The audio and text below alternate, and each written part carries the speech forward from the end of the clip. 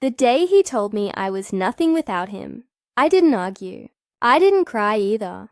I just looked at him, at the man I had given 22 years of my life to, and thought, "You're going to regret saying that one day.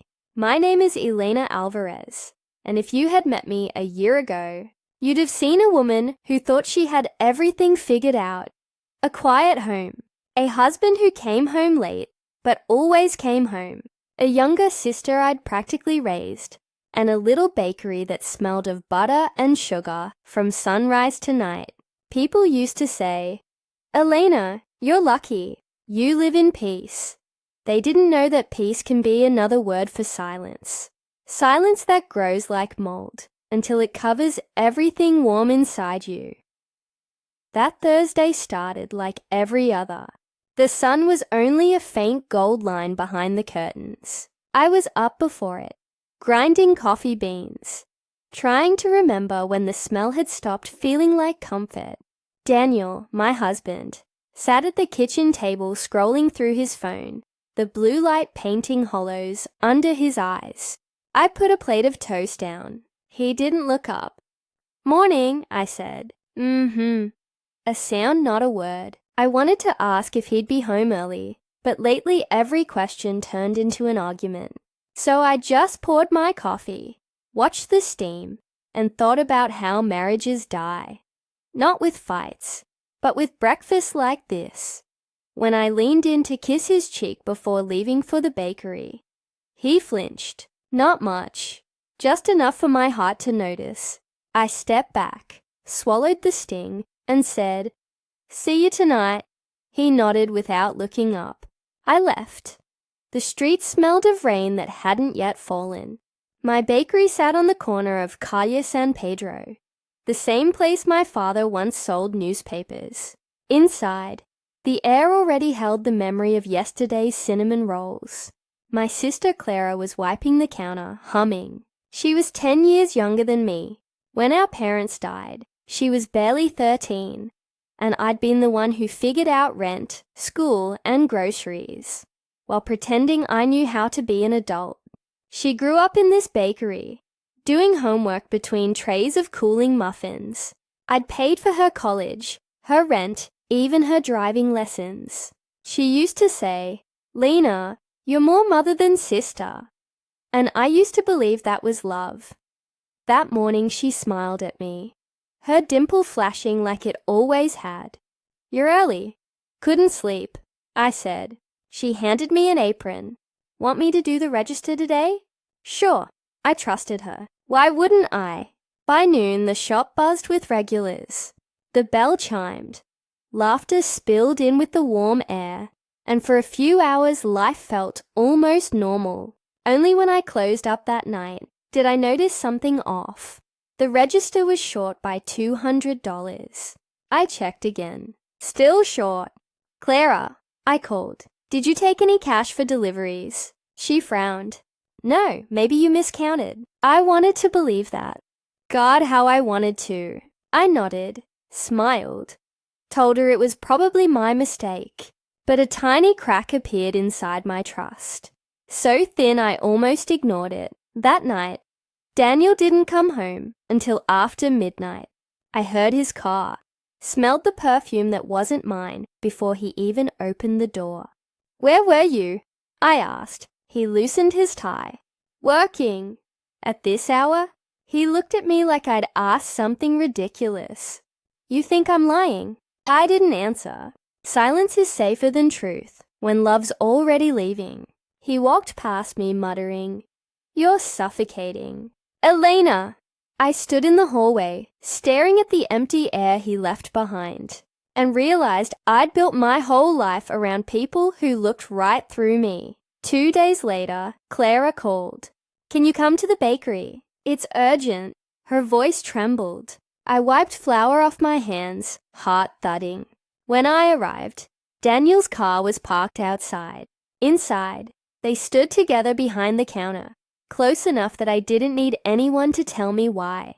The world slowed, sounds stretching thin, the smell of sugar and yeast mixed with something metallic, like blood in the air. Daniel spoke first. We didn't want you to find out like this." Clara's eyes were red.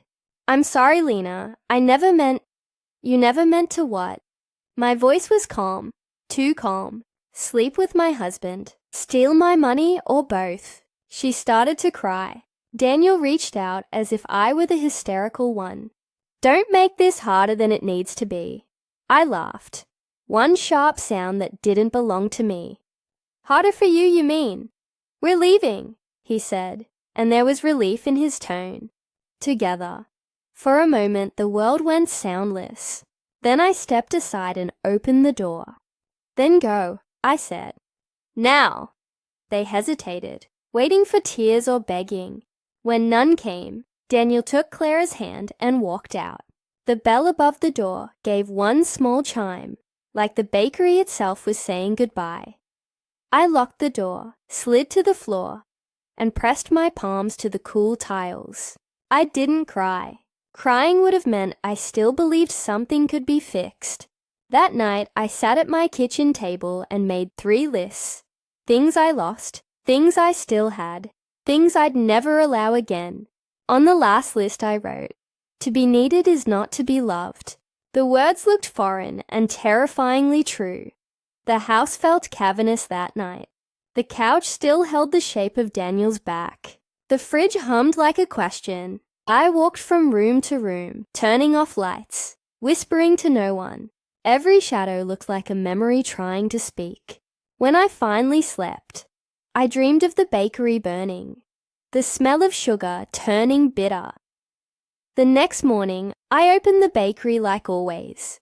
People came, smiled, ordered croissants, asked about Daniel, about Clara. I said she was visiting friends. Lies are easier than pity. At noon, a woman from the law office next door, Mrs. Ramos, came in. She'd always been polite but distant. That day she looked at me with something like concern. "Elena," she said softly, "if you ever need legal help, I know a good attorney." She slid a card across the counter. Sometimes we think survival means silence. It doesn't. I took the card. My hand shook. "Thank you." That night, another 100 went missing. This time I didn't doubt. Clara still had a key. On Monday, I called the number on the card. A woman named Valeria Soto answered. Voice steady, warm, professional. We met that afternoon. She wore a navy suit and confidence like perfume. "Mrs. Alvarez," she said, "let's start by protecting what's yours." For 2 hours, we built walls around my life. New locks, new bank accounts, new legal notices. Each step felt like stitching myself back together. When we finished, she looked at me. "You've been quiet too long," she said. That ends today. The following weeks blurred into one long act of reclamation. I changed the shop's name from Sweet Clara Bakery, the one I'd foolishly chosen years ago, to Elena's Hearth. The new sign smelled of fresh paint and new beginnings. Customers asked about the change. I just smiled. They didn't need to know that the old name burned when I looked at it. Then came the message, a simple text from an unknown number. "We need to talk." I deleted it. But the next morning, Daniel stood outside the bakery. Same suit, same arrogance. A stranger wearing my husband's face. "Elena, please," he began. "Let me explain." "There's nothing left to explain. Clara's gone," he said. I blinked. "Gone?" "She left me. She took money, disappeared. I thought maybe she came to you." I almost laughed. "You thought I'd help the two of you after what you did." His jaw tightened. "You're still my wife." "Not for long." I handed him an envelope. Divorce papers Valeria had prepared. "Sign them when you're done chasing your own mistakes." He stared at the paper like it was poison. "You'll regret this." "Maybe," I said. "But at least I'll regret it alone." He left. The bell chimed once. The bakery smelled sweeter after he was gone. That night, I dreamed of silence. But it was a peaceful one. Not the suffocating kind. In the dream, I was baking, alone. and the oven's light was enough. Weeks passed. Sales grew. People noticed the new Elena, quieter but stronger, like metal cooled after fire. One evening, after closing, I found a small envelope under the door. Inside, $200, and a note in Clara's handwriting. I'm sorry. No return address. No explanation, just that. I folded the note, set it in the till, and whispered, "So am I." By December, everything had changed. The bakery was thriving. I'd hired 2 young assistants. Valeria became more than my lawyer. She became a friend. And one evening, as the sun bled through the windows, I looked around and realized the air no longer smelled of loss. It smelled of vanilla and second chances. Still, some nights I'd sit in the quiet shop, long after closing, tracing the edges of the old wooden tables with my fingers, thinking of every version of myself that had worked here. The girl chasing her dream, the woman clinging to love, the widow of a living man. I let them all go, one by one. Then came a letter from the bank, an application for a loan in my name, one I hadn't requested. Someone had tried to forge my signature. I knew instantly who. Daniel. I drove straight to Valeria's office. He's still trying to use my name, I said, tossing the letter on her desk. She read it, eyebrows lifting. Then we make sure he can again. Within days she had filed charges for fraud. The bank froze the request. Daniel called, begged, threatened. I answered once. Daniel, I said, you once told me I was nothing without you. Look at me now. He hung up. That night, I sat in my bakery after everyone left. The ovens clicked softly as they cooled. I made myself a cup of coffee, black, strong. For the first time, I didn't taste bitterness, just warmth. Outside, and rain began. I stepped to the doorway, let a few drops kiss my hand. My reflection in the glass looked older, yes, but alive. And I whispered to it, we survived. For months after that night, I kept expecting the past to knock again, but it never did. Instead, mornings arrived like small gifts I could finally open without fear. I stopped counting losses and began counting batches of bread, trays of muffins, faces that smiled back. The bakery turned from a lifeline into something alive, a heartbeat that matched my own. Then one Friday, as I was closing, a little girl wandered in, no more than 6, dark curls, raincoat 2 sizes too big. My grandma says you bake happiness, she announced. I laughed. Does she now? What's her favorite kind? Apple pie, the girl said. The one that smells like home. I wrapped a small slice, warm from the oven. Tell your grandma she's got good taste. When the girl ran out into the rain, I stood at the door, watching her skip puddles. That scent, apples, butter, cinnamon, rose around me like a memory. I could finally breathe in peace. 2 days later, I received a letter postmarked from another city. The handwriting was unmistakable. Clara. Lena, I'm in Valencia. I've started working at a cafe by the sea. I know I have no right to ask for forgiveness, but I needed you to know I think of you every day. You taught me how to make life sweet, even when it burns. I ruined everything you gave me, but maybe if I can make one thing beautiful again, it'll be because of you. I read it twice, then folded it into a drawer. I didn't write back. Some silences are not punishment, they're mercy. Spring arrived, and with it, a contest for local businesses. The prize? A small grant and free publicity. Valeria pushed me to enter. You've rebuilt from ashes, Elena. Let people see what survival looks like. I hesitated. I'd never liked attention, but that night, I thought of every woman who'd sat at her own kitchen table, making lists of losses, and I filled out the form. When the judges came, I didn't give them a speech about betrayal or pain. I gave them croissants and coffee and said, These taste the way hope feels when it starts to rise again. 2 weeks later, Elena's hearth won. The newspaper printed my photo. Flour on my hands. Smile uneven but real. The caption read, "Baker finds strength in second chances." The next morning, Daniel appeared once more. Not outside the bakery this time, but across the street, watching. I saw him before he saw me see him. He looked smaller somehow, like life had wrung the arrogance out of him and left only regret. He crossed, stopped at the door, hat in hand. "Elena," he said softly, "I read the article. So, I wanted to say congratulations. You did what I couldn't." "What's that?" "I live." For a second, I almost pitied him. Almost. "You should go," I said gently. "The smell of success might make you sick." He smiled sadly, nodded, and left without another word. That was the last time I ever saw him.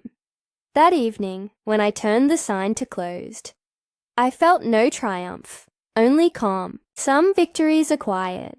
They breathe instead of shout. Months melted into a year. The bakery doubled its space. I hired 4 employees. Valeria became a business partner.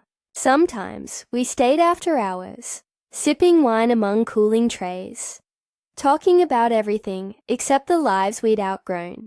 "Do you ever think you'll love again?" she asked one night. "Love?" I smiled. "Maybe, but this time it will have to walk into the bakery and order with cash up front." We laughed. Summer came heavy and golden. One afternoon a tourist couple stepped in, a man and a woman in their 50s. They ordered coffee, asked if they could sit near the window. When they left, the woman paused. "My husband and I have traveled everywhere," she said. "But this place, it feels like someone's heart built it." I thanked her, and when she walked out, I realized she was right. Every tile, every jar of jam, every recipe was a pulse that had learned to keep beating no matter who tried to stop it. On the bakery's 2nd anniversary, under its new name, I wrote something on the chalkboard wall where customers usually left notes. "To anyone starting over, the fire that burned you is the same one that can keep you warm. Don't be afraid of it. Use it." People began taking photos of it. Someone shared it online. Within days, strangers started coming in, saying they'd driven hours just to taste the courage. I didn't know how to answer that. I only knew how to hand them pastries and smile. One evening, a familiar handwriting appeared again. A postcard this time, picture of the sea, signed C. The waves sound like forgiveness. I stared at it for a long while, then pinned it behind the counter, not as an invitation, but as proof that even guilt can learn to speak softly. As autumn cooled the air, I took long walks after closing. The city lights reflected in puddles, and sometimes I'd catch my reflection between them. Older, yes, but finally belonging to herself. I thought about that girl in the raincoat, about Valeria's laugh, about the women who came into my shop whispering, "I left him," or "I'm scared, but I'm trying." I realized the story I'd survived was no longer just mine. It had become a map others could follow out of their own dark kitchens. One night, a television reporter came to do a feature on small businesses. She asked, "If you could tell the world one thing, what would it be?" I looked straight into the camera and said, "Never believe the voice that says you're nothing without someone. You're made of everything that remains after they're gone." When the segment aired, messages flooded in. Women, men, even teenagers. Some sent letters. Some sent recipes. All of them said the same thing in different words. "Thank you for reminding us we can begin again." I framed one message that simply read, "You helped me unlock the door I was too afraid to open." That night, I cried for the first time, not from pain, but relief. The smell of fresh dough had become the rhythm of my mornings. By now, 2 years had passed since Daniel and Clara had vanished from my life. Yet sometimes, in the quiet before sunrise, I would still feel the echo of their presence, not as wounds, but as distant ghosts of a life that no longer fit me. One rainy morning, I was wiping the window when a shadow appeared on the glass. A delivery boy, holding a small box wrapped in brown paper. "From Valencia," he said. I froze. Valencia. Inside was a jar of sea salt caramels and a note. "For your next batch of courage, see." I turned the jar in my hands for a long moment. The handwriting was steady this time, calmer, like someone who had finally found the ground beneath their feet. I placed the jar on the highest shelf, not to forget it, but to remind myself how far we'd both come. Later that week, I decided to host a small workshop at the bakery, Baking as Healing. Valeria had been encouraging me for months. "You're already teaching people to live," she'd said. "You might as well teach them to need."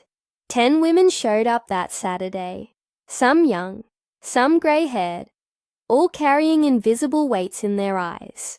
We rolled dough together in silence at first, but as the scent of butter filled the air, words began to spill. Stories of betrayal, loss, starting over. One woman whispered, "My son hasn't spoken to me in 5 years. Another said, "My husband left, and I realized I never learned to be alone." I told them, "Dough doesn't rise if you rush it. Neither do we, but if you give it warmth, it surprises you." By the end of the class, laughter mixed with the sound of spoons clinking. They left holding their own loaves, imperfect, cracked in places, beautiful. That night, after the last dish was washed, I stood alone in the bakery, the air thick with the smell of baked bread and quiet triumph. My life wasn't a story of survival anymore. It was a recipe rewritten, one where pain was just another ingredient. Months passed. Elena's hearth became something more than a shop. It became a sanctuary. People started leaving little notes on the counter. Prayers, apologies, promises to themselves.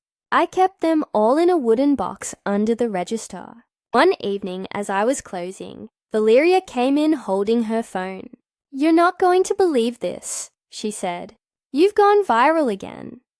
Someone had filmed one of my workshops and uploaded it with the caption, "The woman who turned heartbreak into bread." Thousands of comments flooded in, strangers saying they felt hope just watching flour turn to dough beneath my hands. I laughed softly. Imagine that. All I ever wanted was to make good bread. Valeria smiled. "Maybe you were always making something bigger."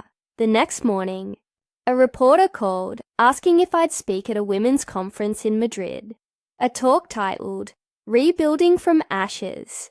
My first instinct was to say no. I was a baker, not a speaker.